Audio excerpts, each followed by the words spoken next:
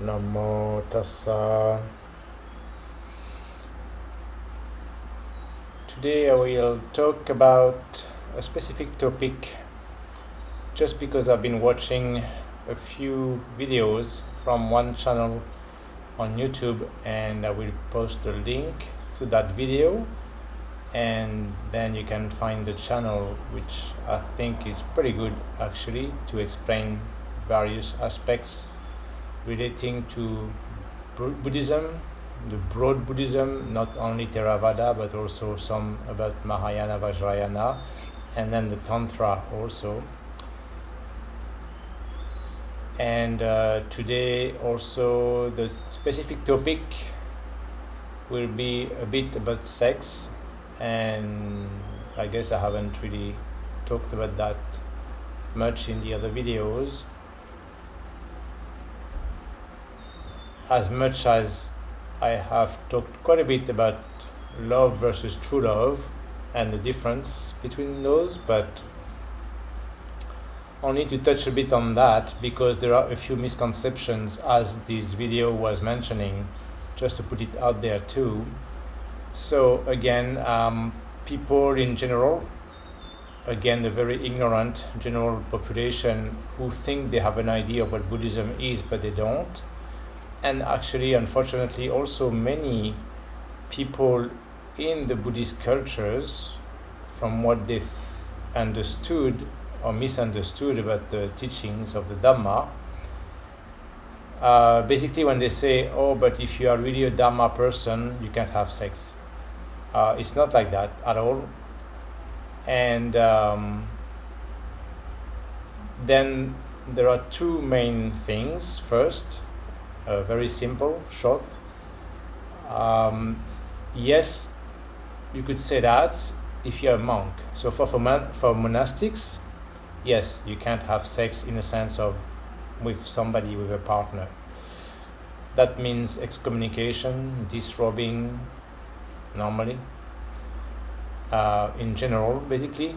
But that's for monastics, which makes sense. And ideally they shouldn't have self-sex either, of course, because then you just keep sustaining the desire anyway, when actually as a monastic you are supposed to renunciate everything to try to free yourself from the defilement of the mind. So of course, if you have that temptation and you keep satisfying it, you are going in the opposite direction. But then as far as lay people, it is not like that. So again, for lay people, you should, if you're a Dhamma person, exactly, you should live per the 5 precepts. So exactly one of the 5 precepts, number 3, usually for people who like to number them exactly. The problem is that, yes, some people maybe mistranslate it and misunderstand it, but in English, it is exactly translated as it's what it's supposed to mean, with no sexual misconduct. So the word misconduct has to be understood, of course, for what it means and what it implies. So that's different, of course, from no sex. It's not the same. So lay people can have sex.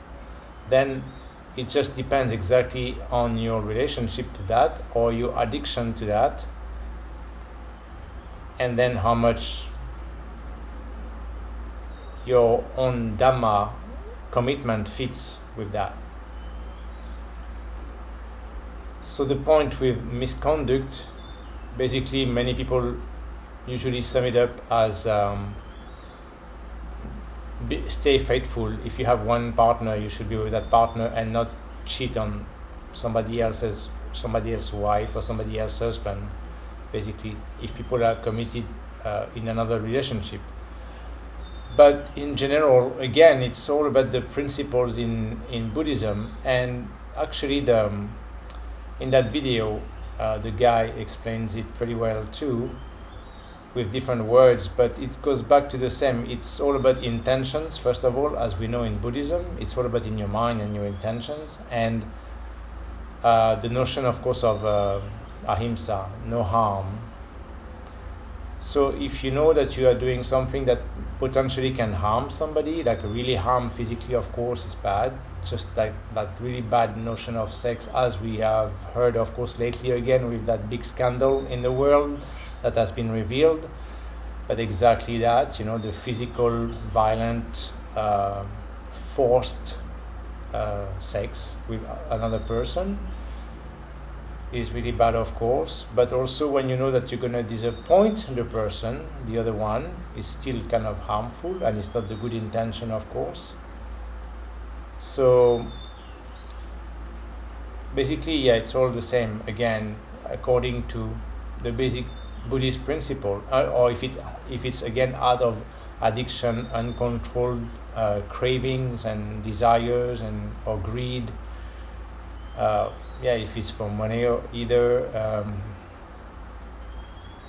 so all of that, again, if it's not with a nice intention, then that falls under the precept used in the wrong way. And then some people will say, well, but isn't it bad compared to being a Dhamma person or being on the path? Well, as I mentioned before in a video also, again, in Buddhism, you should practice exactly the core basics the proper way. And then, as I meant, things will come naturally, automatically. That's the real best way that things will work out.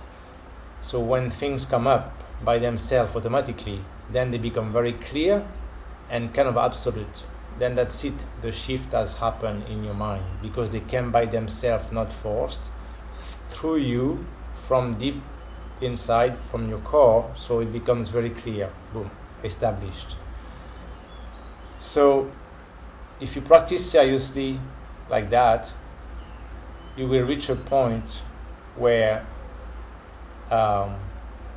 desire just goes away at different levels also. Knowing again and understanding the definitions of the different level of Arya. So you can be an Arya, a noble being already actually, Sotapanna, Sagadagami. But the point, as I meant in the previous video, with these levels, is that you have to understand also that besides the kilesa, which are the three main defilements of the mind, moha, lobha, dosa, then that relates to 10 fetters. And basically the three first level of enlightenment, Sotapanna, Sagadagami, Anagami, they relate to the 5 first fetters, let's say. So, Sotapanna, stream enterer, is concerned with the 3 first fetters, which are not even about that, which is about doubt and the wrong view, the still belief in self, ego, and still believe in rituals, ceremonies, and all these things. But then, for Sagadagami, that's the point. We start to talk about the desires or emotions and how much you reduced a lot these emotion, moha, lobha, dosa. And lobha is also the passion, like that, the desires, passion, sensual pleasures. But they are not extinguished anyway. But they are very reduced, and it depends on you. So it doesn't mean again that you cannot have sex even if you are Sagadagami, I guess. And that's the difference with Anagami. When you have become Anagami, Anagam, that means that yes, now you have reached a point where it's gone. Desires, like sensual desires, sensual pleasures, those kind of cravings, they are gone for all the senses anyway. It's not only about sexual part, it's also for all the kind of sensory stimulus. So it's the same for the food, it's the same for things that you see or look at, but usually you feel like, oh, I like what I see, and you become more very neutral with everything like this as a anagami, because it's a lot of upekkha with everything. But then you're not yet arahat, because arahat is the 5 left fetters, which are a bit different, and the ultimate concept also of Buddhism about the conceit and the ignorance that will be always still a little trace until you become arahat. That's why I cannot really conceive the idea of somebody being an arahat but still being a lay person. I mean, some people can maybe reach that when they kind of die at the moment of death, so that might be possible that way, but I mean that usually if you're an arahat still alive, you automatically feel like being a monk, total renunciate, of course, because it's such another world, another dimension, so disconnected in some ways with the worldly life, of course, the mundane things. Anyway, disgracing a little bit again, but giving some information, of course, and context. So, as a lay person, then it's up to you. So again, in Buddhism, it's not like a very strict rule like this, like very specific, but it depends. You have to be aware of your intentions and where you stand compared to Dhamma and yourself and your feelings and your mind.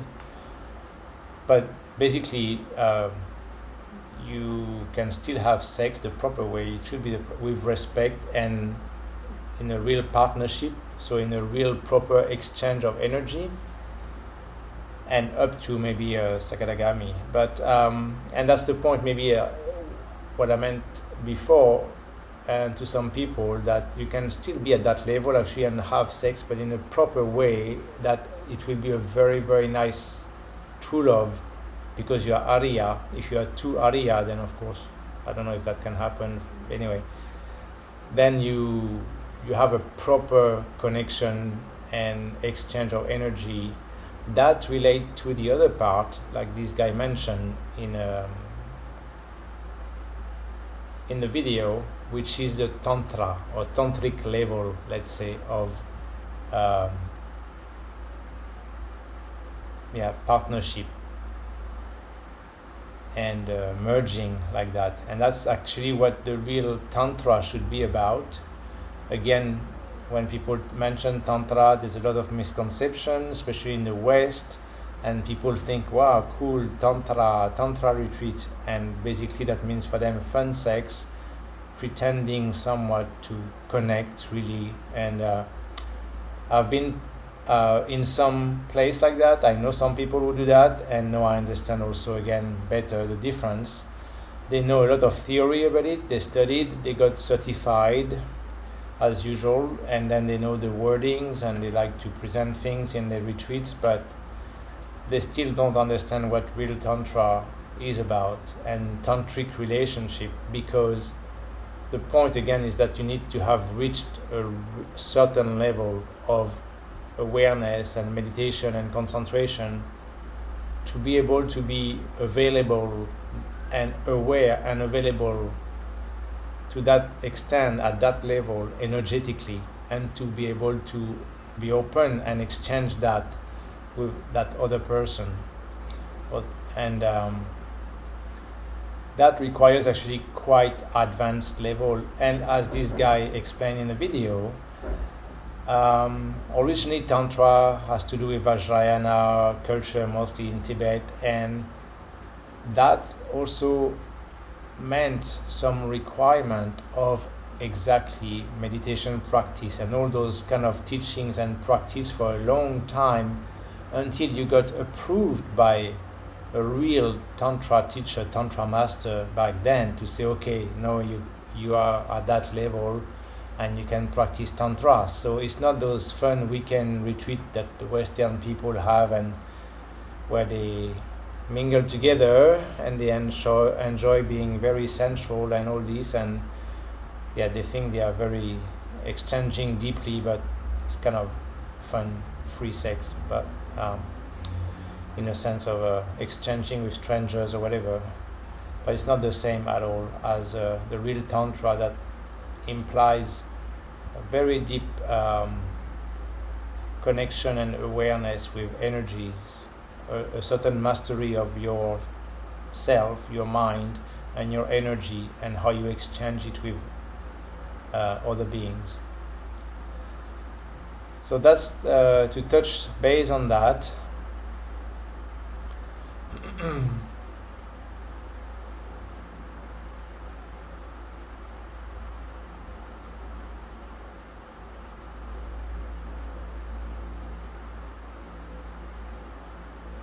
So yeah, in one way, again, going back to that, yes, I meant then lay people can have sex like this, but basically if you go in a retreat, and if you want to be in real retreat mode, to be very serious in your practice, to try to get deeper in Dhamma,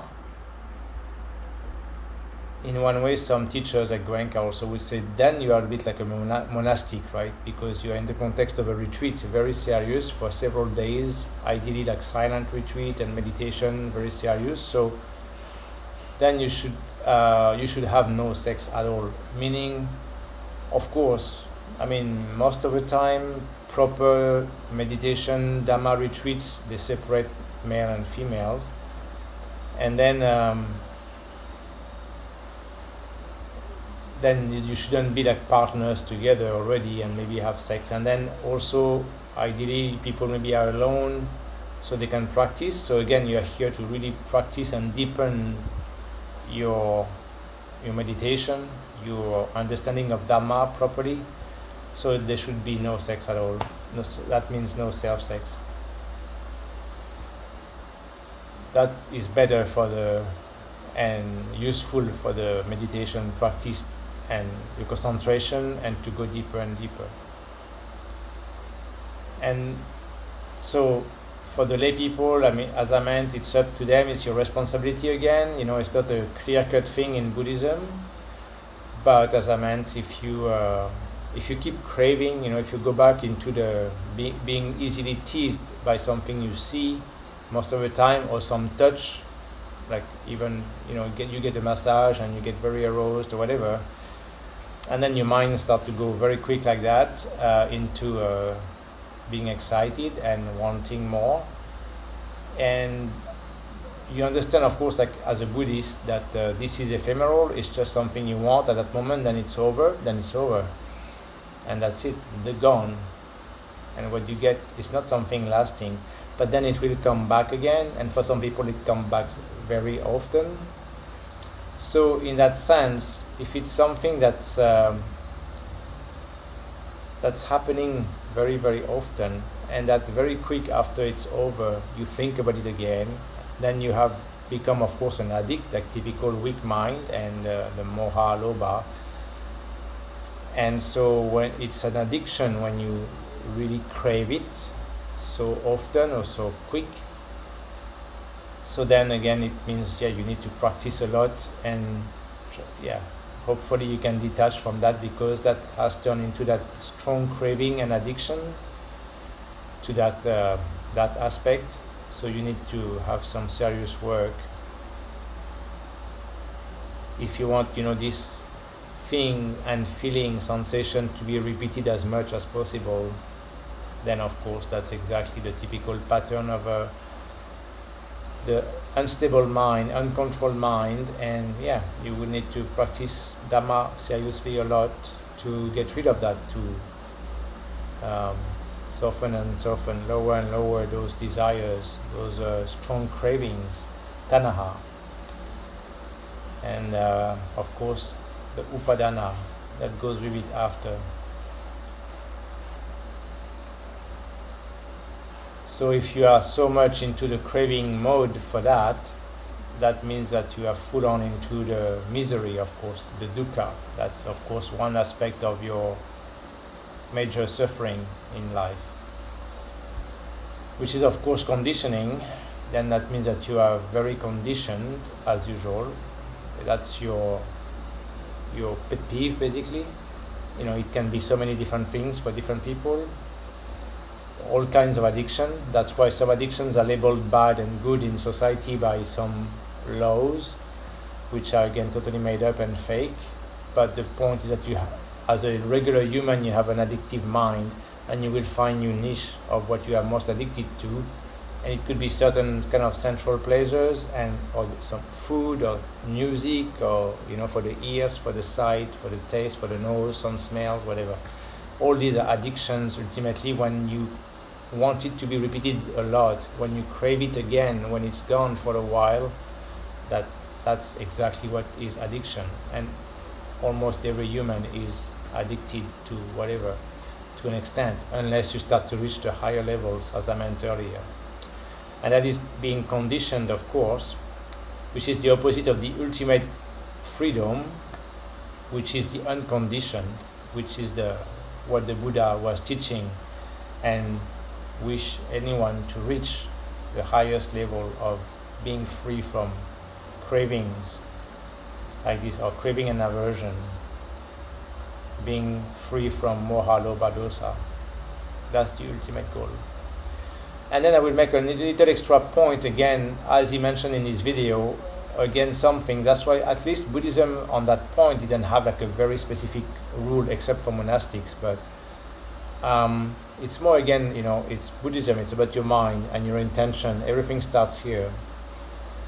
But some things then were not addressed at the time compared to modern days, and I would call it, as my frank way of speaking, the madness, the real madness of the modern times, and especially the way the society has evolved, as I meant in my previous video, especially the North American culture that is always the most further ahead in the degenerating mind and the way of humans behave and the attitude.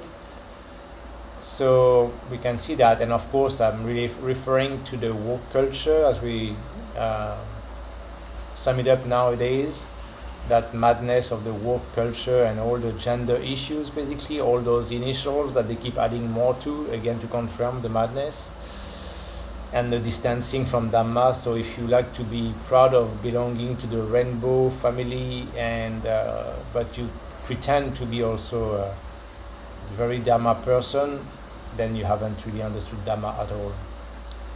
And that's, of course, a lot of people modern days, big ego, bigger ego, more and more narcissism. So everybody, access to information online. So everybody think they know because they have heard and read a bit and stuff. So, but those big egos always think they know, but they don't practice the proper thing at all. But they always have an opinion and they think they know. Anyway, so about the genders, again, nature originally made it simple. When you live at that level of existence, and that's the material level of existence, organic living, but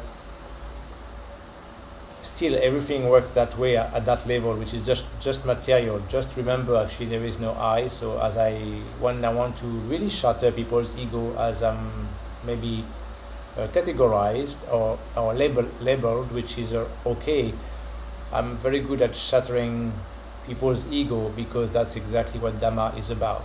Your ego is your biggest enemy. Humility is the best quality a human can have, to be open to learn.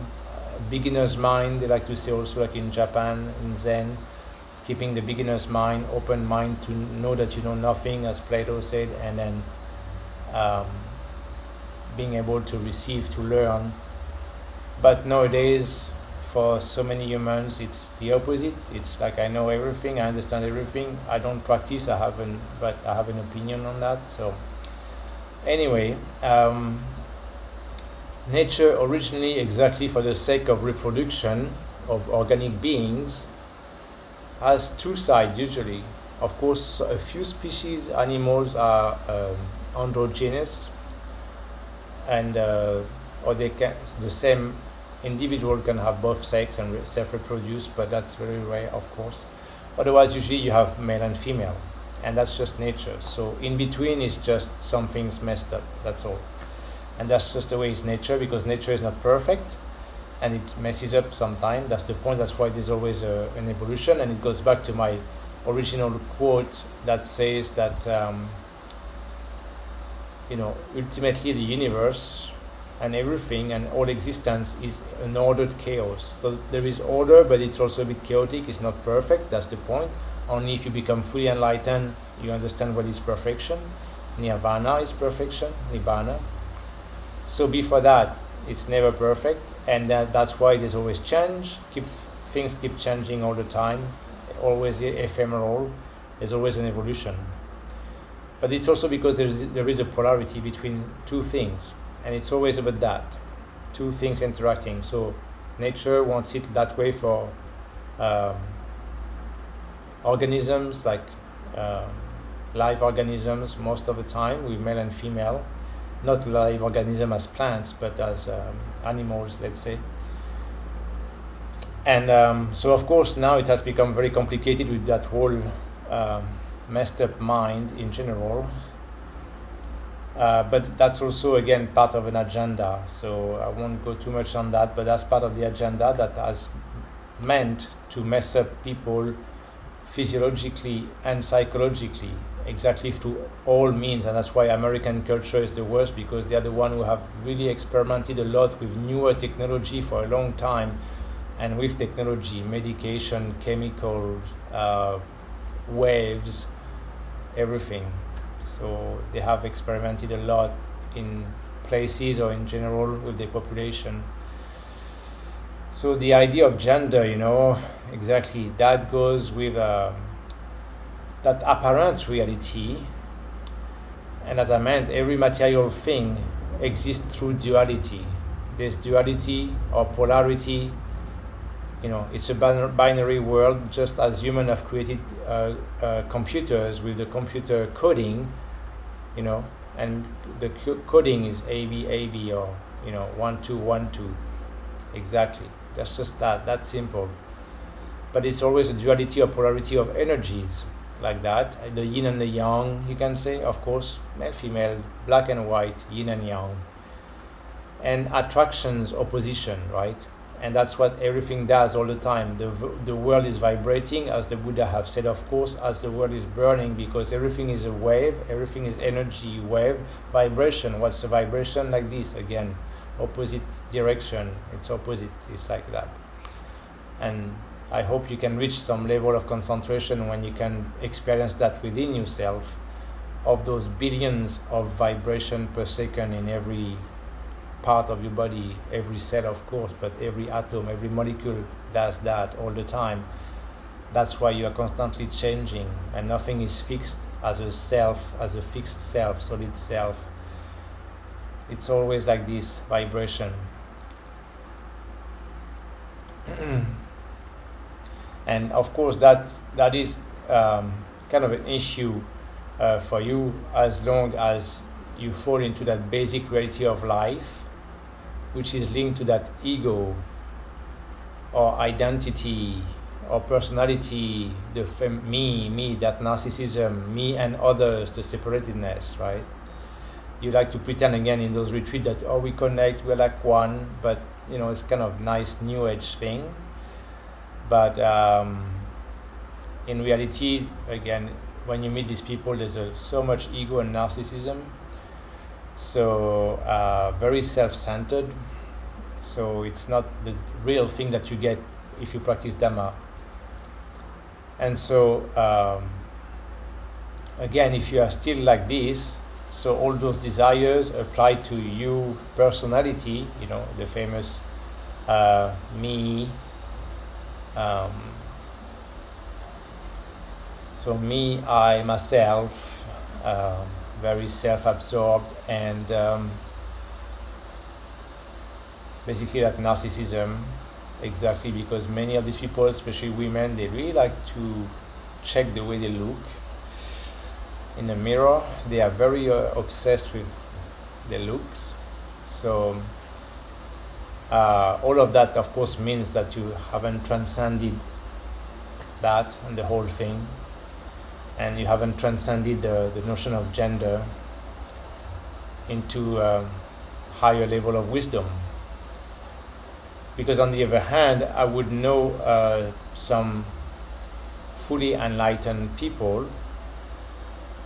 You can say people. I mean, that's the point. In Buddhist culture, they have a name for them because they're called Aryas also, but Arahat, and in a sense that they're not considered humans anymore, which is somewhat true in that sense of they're definitely not regular humans. They have still the human body, you can say, or human appearance, but because they live in a different world. And I've met both. I have met some, you can say, men arahant, of course, but also this young nun as a young lady who is also at a very high level. And basically what these people would say is like, no man, no woman. They are beyond that. Society, you would look at them and you would say, okay, this is a man or a woman, male or female. For them, as they are and as they live their life every day, they have transcended that. There's no more man or woman. It's beyond that, far beyond that. They are just constantly aware of, at any given moment, that they are just a bunch of atoms and molecules vibrating billions of times per second. That's all. It's just energy vibrating, constantly changing. That's the awareness they are. So beyond all that, that's why there's no attachment to anything physical or any of the six senses, even the mind. Of course, there is still a bit of the mind to an extent more, and there is that body, of course, functioning the way it normally functions, that will also decay and die. But as far as level of awareness, of course, and the mindset has transcended that notion of man, woman, male, female. So of course that's why there's no idea of sex or like this physical merging or touching. Yeah, that's why these people usually are never touched unless they need like more physical help in some situation to be moved or whatever, or help. So anyway, that is to tell you about that that topic that sometimes interests a lot of people, but the point with the Dhamma and the highest level is to really dampen the excitement around that. And in the West, it's a big deal, and Westerners are Westerners around that. In Buddhist culture, they try to repress that, but again, it's not so healthy because it's more in a repressed way. Usually, they are still humans, most of them, and many of them have addiction around that. So, but ultimately, yes, again, practice seriously Dhamma. That's why it's not wrong to have sex, but again, it's about the intention. First, where does it come from? Is it really from uncontrolled desire and addiction and craving, strong craving? That means that you are very far from having good Dhamma and mastery of your mind. And then how do you apply that with who and with your intentions? Also, again, that depends. That all this also create karma, right? Your future karma, but that depends how you relate to that compared to other people and what kind of person you want to interact with to have it. There is a very, very healthy way to have sex, or the very unhealthy way to have sex, harmful way, which is definitely what Buddhism prescribes. Anyway, so if you practice deep Dhamma seriously, as usual, in practice, not in theory, and spend enough time alone. I mean, again, there's a famous practice around that is very known for some meditations. Two parts that you can find also in the Satipatthana Sutta.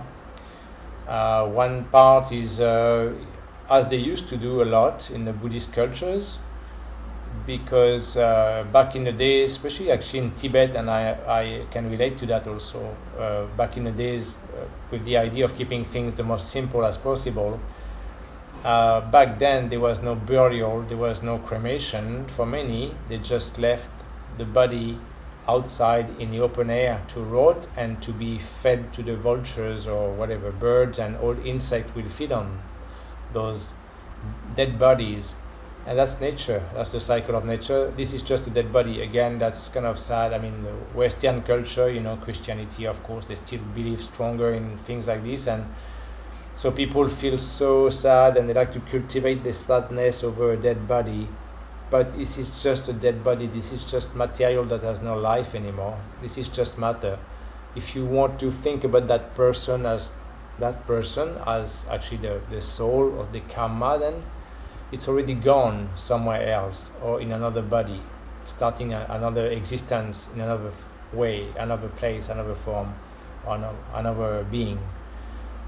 So it's useless and futile to keep, sobbing and feeling so sorry over a dead body. This is just to sustain your sadness and your sorrow, your suffering, and you're just sustaining your suffering. But this is just dead material already, just like molecule, and then they will start to decompose, dissolve in different parts and be gone in different ways.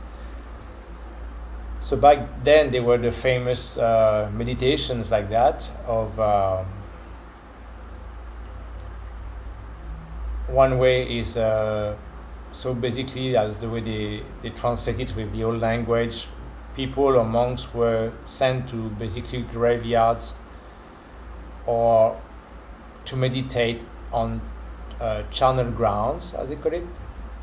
So you would have dead bodies right there in front of you at different stages. So in the Satipatthana Sutta, there were 9 stages basically of decay, decomposition of a body, from the bloating, purple, and then start to crack, and all the blood that are really dry, but the fluids start to get out, and all the things, and the softer tissues and everything start to become apparent, and anyway, the different stages, when then it start to become only more like skeletal, the bones and tendons and a few pieces of flesh or whatever on that, and then just the bones, and the bones also changing color and starting to become really brittle and into dust, white dust or gray dust. So anyway, people could meditate on that in graveyards or whatever place, and in front of those bodies at different stages, exactly to make you aware of what you are made of ultimately. And